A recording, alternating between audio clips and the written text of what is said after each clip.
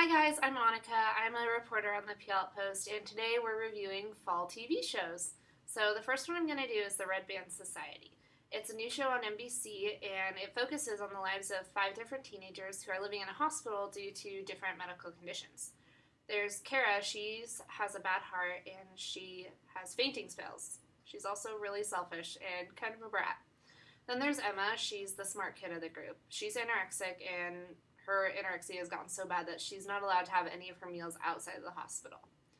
Leo is kind of the leader of the group. He's charismatic, everybody loves him, but he's dealing with his chemo from a cancer that causes him to have to lose his leg early on before the show starts. Then there's Jordy. He has the same cancer that Leo does, but he hasn't had the surgery yet. He kind of snuck into the hospital to meet this doctor that's done the surgery. And lastly, there's Dash. He has bad kidneys, and he's kind of the bad guy of the group. You know, he doesn't really do much, but when he does, it's out there. There's also Charlie. He's the narrator of the story, but he's in a coma.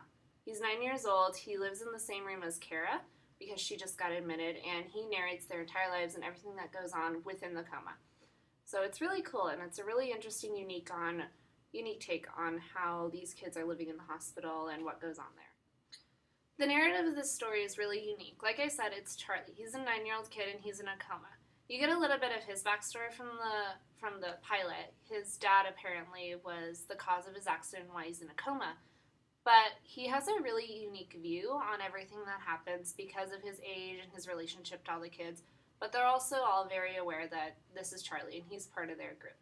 So I really like that he's able to narrate their whole thing, and even though he has his own opinions that you clearly can see, he's also kind of unbiased. You know, he gives everyone a fair share and a fair shot in whatever they're doing and how they interact with each other. About this show is that it was really appealing to the intended audience. Like, you could tell that this audience was made for teenagers, and while these kids are stuck in a hospital, they also managed to get into a lot of trouble that regular teenagers were.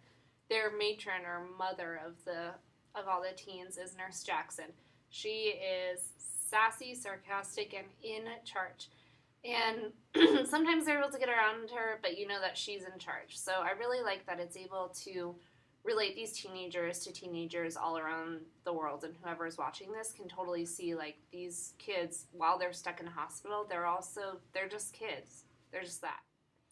Although I really like this show and the plotline and all the characters, there were a couple things that I had some issues with. One of them was all of the cussing and the sexual innuendo that these teens were displaying. Like, obviously, I know they have hormones and whatever, but still, like, a 9-year-old kid, I don't need to hear that he's been yanking his own chain. Like, that's really inappropriate, and I don't want to see that on a show, especially from a 9-year-old kid in a coma.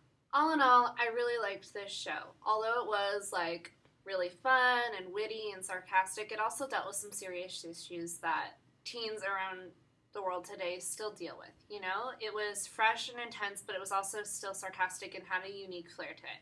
So I gave it a 4.5 stars out of 5 because I didn't like some of the language and the sexual innuendo that it used, but all in all, the characters, the plot, the actual unique flair that it had, I really liked that, and I'm going to keep watching it. I've already watched the second episode.